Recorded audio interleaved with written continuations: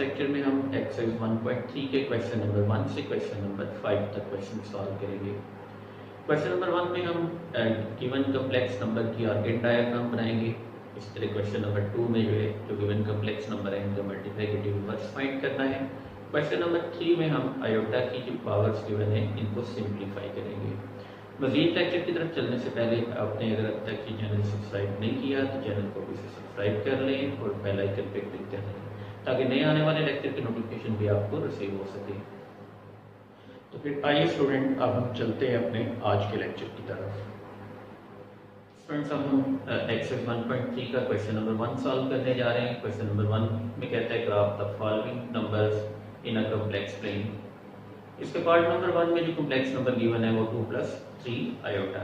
इसमें let z equal to 2 + 3 iota.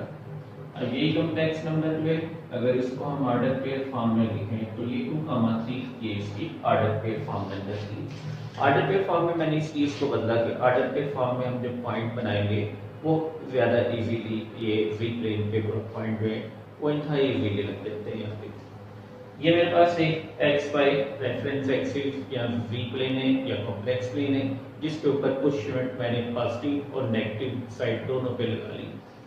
अब मेरे पास ये बन रहा है ऑर्डर पे फॉर्म में 2, 3। अब ये पॉइंट मैं ग्राफ पे सेट करूंगा तो रियल पार्ट हमने लगाना है एक्स एक्सिस पे और इमेजरी पार्ट हमने लगाना है वाई एक्सिस पे। तो ये यूनिट्स आएंगी एक्स एक्सिस के अलावा 1, 2, 8.8 यूनिट्स पे आ गए इसका 3 और वाई एक्सिस के अलावा काउंट कर लें 3 यूनिट 1, 2, 3 ये पॉइंट 3 यूनिट पे।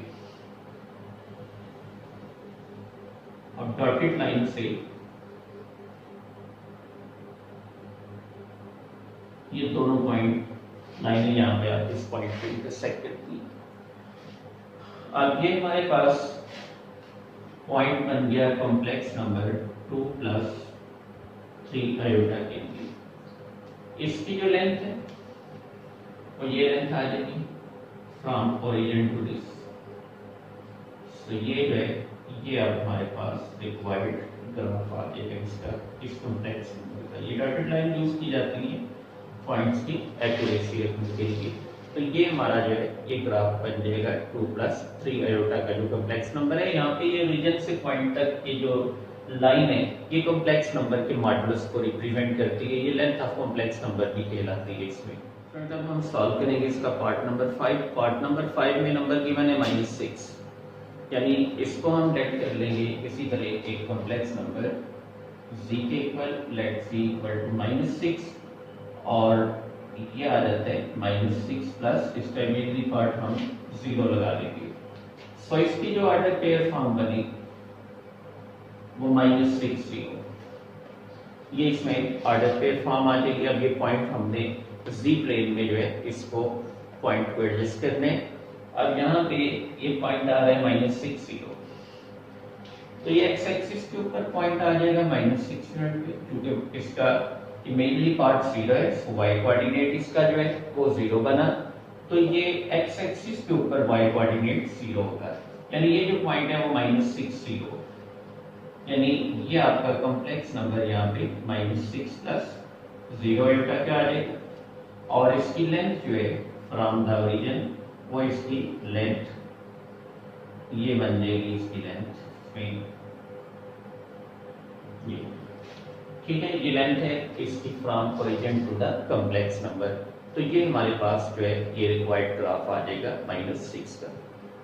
फ्रेंड्स, अब हम पार्ट नंबर 6 सॉल्व करेंगे। इसका पार्ट नंबर 6 में नंबर गिवन है आयोटा, यानी यहाँ पे एक रियल पार्ट जो है वो 0 आ जाएगा हमारे पास। जैसा कि ये कॉम्प्लेक्स नंबर इसको लेट कर लिया z इक्वल टू 0 + आयोटा की और इसकी ऑर्डर पे फॉर्म बन गई 0, 1 यानी अब ये पॉइंट हमारे पास आते हैं 0, 1 तो ये पॉइंट लगेगा y एक्सिस के ऊपर क्योंकि y एक्सिस पे आके x कोऑर्डिनेट इसका जो है वो 0 होगा। सो 0, 1 पॉइंट जो है वो इस पोजीशन पे आ गया और ये इसकी लेंथ हो जाएगी फ्रॉम ओरिजिन। सो ये कॉम्प्लेक्स नंबर जो है आयोटा इसका पॉइंट हमारे पास ये आ जाएगा 0 प्लस आयोटा जो कॉम्प्लेक्स नंबर है, ये ग्राफ इसका बन जाएगा यहाँ पे इसी तरह। तो ये जो ओरिजिन से 1 तक जो लेंथ है, ये इसके मॉडुलस यानी मैग्नीट्यूड ऑफ कॉम्प्लेक्स नंबर है, उसको रिप्रेजेंट करती है। स्टूडेंट्स अब हम सॉल्व कर रहे हैं इसका पार्ट नंबर 8। पार्ट नंबर 8 में कॉम्प्लेक्स नंबर गिवन है -5 -6 आयोटा। अब ये कॉम्प्लेक्स नंबर जो है इसको हम पुट कर लेंगे इसी तरह z के equal, let z equal to -5 -6 iota. Order pair form इसकी जो है वो -5 -6 की आ जाएगी, यानी इसमें रियल पार्ट हमारा -5 है और इमेजिनरी पार्ट जो है वो -6 है।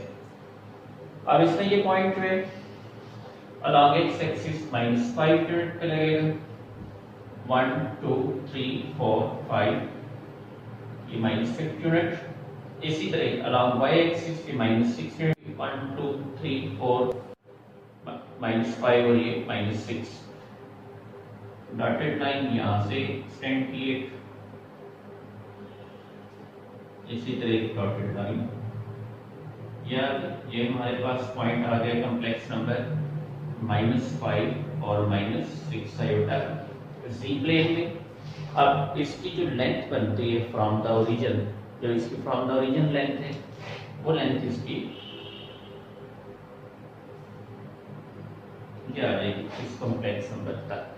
ये मॉडुलस ऑफ कॉम्प्लेक्स नंबर है, यानी इसमें ये जो है ये हमारे पास जी मॉडुलस आएगा कॉम्प्लेक्स नंबर का। जो मॉडुलस है, जो मैग्नीट्यूड है, वो ये length from origin to the point जो है, ये लेंथ मॉडुलस को रिप्रेजेंट करेगी।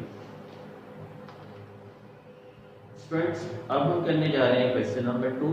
क्वेश्चन नंबर 2 में कहते हैं find the multiplicative inverse of each of the following numbers.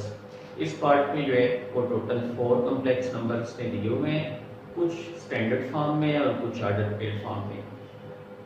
इसका हम पार्ट नंबर 3 सॉल्व करेंगे। इसमें पार्ट नंबर 3 में कॉम्प्लेक्स नंबर जो है वो गिवन है -3 और -5। कॉम्प्लेक्स नंबर पुट कर लेंगे, let c equal to -3 -5 iota. तो इसमें देखें, एक तो लास्ट टाइम जो हमने लेक्चर इसका 1.2 एक्सरसाइज में क्वेश्चन किया था, इसी का मल्टीप्लिकेटिव इनवर्स का क्वेश्चन, उसमें तमाम के तमाम क्वेश्चन ऑर्डर पेयर फॉर्म में थे। वहाँ हमने मल्टीप्लिकेटिव इनवर्स का फार्मूला डिस्कस किया था ऑर्डर पेयर फॉर्म में। अब ये कॉम्प्लेक्स नंबर जो है ये स्टैंडर्ड फॉर्म में, इसमें स्टैंडर्ड फॉर्म के अकॉर्डिंग जो फार्मूला है वो देख लें कि अगर इसमें कॉम्प्लेक्स नंबर इस फॉर्म में हो, if v equal to a plus iota b, then इसका जो मल्टीप्लिकेटिव इनवर्स है v इनवर्स, वो बाय फार्मूला आएगा a over a square plus b square plus फिर minus b over a square plus b square iota. ये formula standard form में अगर कभी हमने मल्टीप्लिकेटिव इनवर्स फाइंड करना हो, तो सेम फार्मूला हम यहाँ पे इस क्वेश्चन पे भी अप्लाई करेंगे। अब इसके मुताबिक अगर इसमें कंपैरिजन करें तो यहाँ से a इक्वल टू -3 के, b equal to -5। So using formula, since z inverse जो कि इसका मल्टीप्लिकेटिव इनवर्स है, बाय फार्मूला आएगा ये a over a square plus b square plus minus b over a square plus b square iota.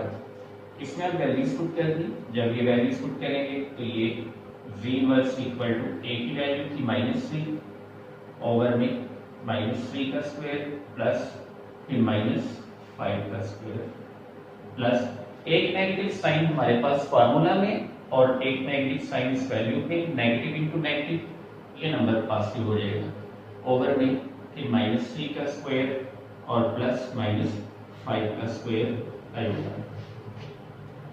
So ये z inverse equal to -3 over 9 plus 25 और इसी तरह प्लस 5 ओवर 9 प्लस 25 आयोटा।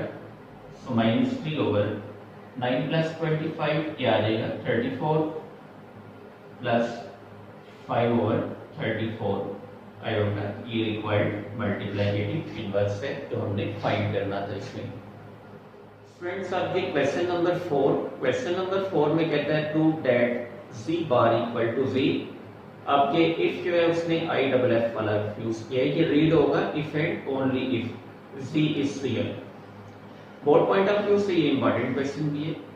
और ऐसे questions जिनमें ये इफ एंड ओनली इफ का word आ जाए उसमें ये बात याद रखें कि आप जो कंडीशन पहले सपोज करते हैं, सपोज करने के बाद उसमें से जो कंडीशन आप प्रूव करेंगे, कन्वर्सली अब आपने जो प्रूव की है उसको सपोज कर लें और जो पहले वाली कंडीशन आपने सपोज की थी उसमें से उसको प्रूव कर लें।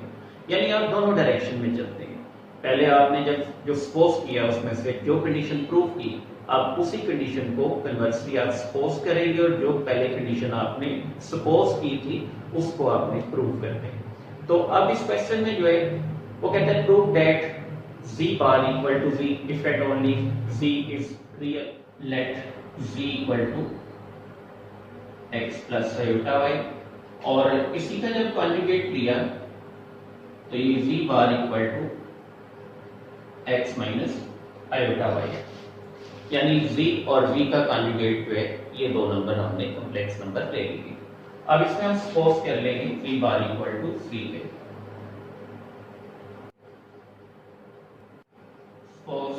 z bar equal to z।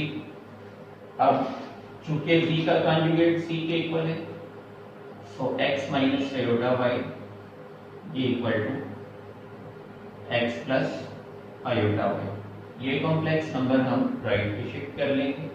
सो इधर 0 equal to x plus iota y, इनके साइन चेंज हो जाएंगे माइनस x और plus iota y। Real part इसके ये दोनों कैंसिल हो जाएंगे।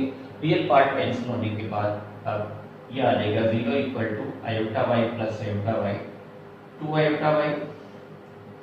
अब जब इसका कंपैरिजन करेंगे तो y इक्वल टू 0 के, यानी हमारे पास ये इमेजिनरी पार्ट y है वो 0 के इक्वल निकल आता है इसमें से। जब y 0 हो गया तो अब कॉम्प्लेक्स नंबर जो है वो z equal to x plus 0 iota के, तो ये बचेगा सिर्फ x। यानी देखें अब जब हमने इमेजिनरी पार्ट हमारे पास 0 हो गया, जो वैल्यू कॉम्प्लेक्स नंबर में पुट की उसके अकॉर्डिंग सिर्फ और सिर्फ हमारे पास रियल पार्ट बचा। सो इसमें z जो है वो तो प्रूव हो गया real. So z is real number. यानी अब हमने देखें पहले सपोज किया था z bar equal to z के, और सॉल्व करके हमने इसमें से प्रूव किया कि z जो है वो एक रियल नंबर। अब कन्वर्सली हम सपोज करेंगे कि z जो है वो रियल नंबर है और इसमें से हम प्रूव करेंगे z bar equal to z के। यानी अब इसमें next conversely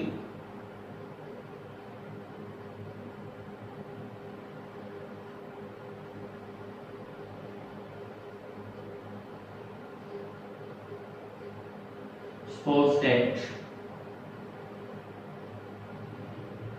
z is real। अब कन्वर्सली हमने सपोज कर लिया कि ये z जो है वो रियल है। अब अगर z रियल है तो सारी बात है फिर इसमें इमेजिनरी पार्ट जो है वो हम 0 रखेंगे। तो इसके मुताबिक ये नंबर आ गया हमारे पास z equal to x plus 0 iota, जो कि x के इक्वल बचते हैं। ये फर्स्ट कॉम्प्लेक्स नंबर। अब जब हम इसका कॉन्जुगेट लेंगे, कॉन्जुगेट जब इसका लिया तो इमेजिनरी पार्ट का साइन चेंज हो गया, z bar equal to x minus 0 iota जो कि x, ये इसका सेकंड कॉम्प्लेक्स नंबर आ गया।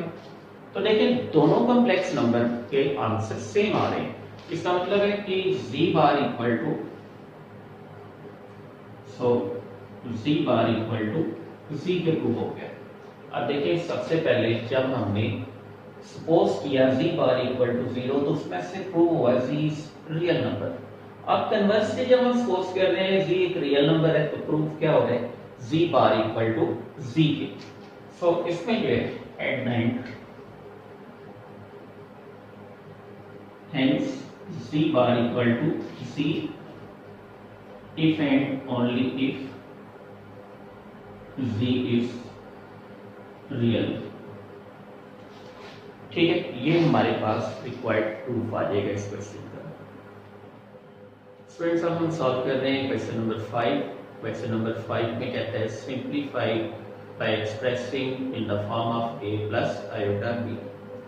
तो इसके टोटल 4 पार्ट्स हैं। पार्ट नंबर 2 इसमें से हम सॉल्व करेंगे। पार्ट नंबर 2 में जो कॉम्प्लेक्स नंबर गिवन है वो 2 plus square root of -3 into 3 plus square root of -3।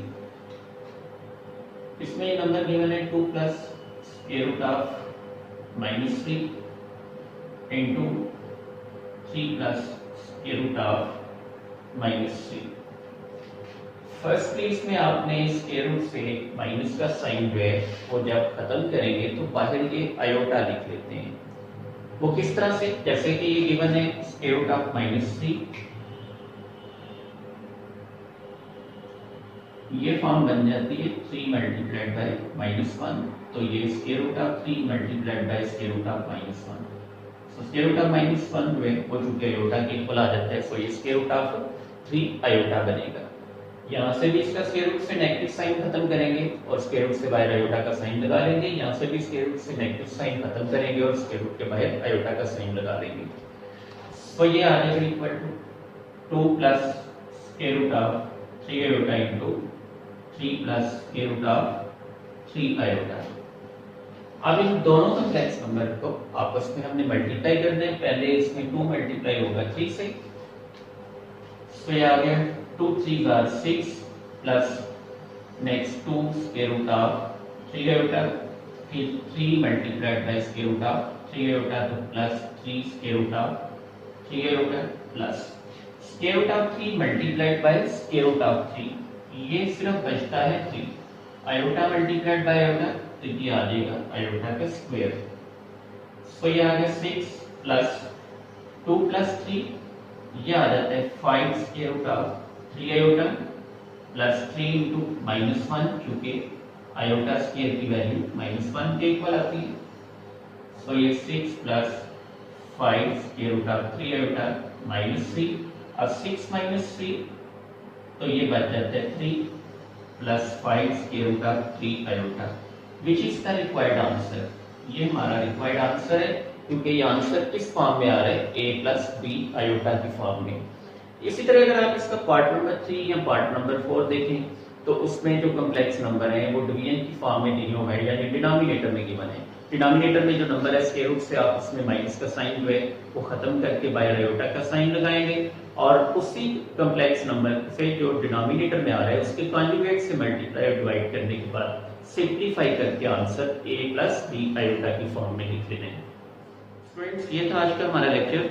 Lecture के मतलब अगर कोई किसी किस्म का कोई क्वेश्चन पूछना हो तो वीडियो के कमेंट सेक्शन में जाके आप अपना क्वेश्चन लिख सकते हैं। वीडियो को लाइक जरूर कीजिएगा, अपना ख्याल रखिएगा। मिलते हैं नेक्स्ट लेक्चर में। अल्लाह हाफिज़।